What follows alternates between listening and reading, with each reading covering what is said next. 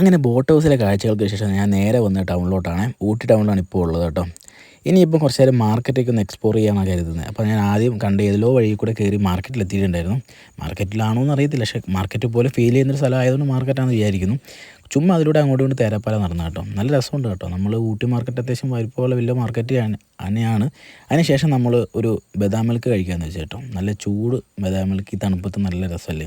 പിന്നെ എണ്ണക്കടികളും കാര്യങ്ങളൊക്കെ ഉണ്ട് കേട്ടോ അവിടെ. അപ്പോൾ അതെല്ലാം കഴിച്ചു. ഒരു മലയാളികളാണ് അവിടെ നടത്തുന്നത്. അതുകൊണ്ട് നമുക്ക് ഭാഷ പിന്നെ വലിയ പ്രശ്നമില്ല. കാരണം ഹിന്ദിയും മലയാളവും അതും പോയി.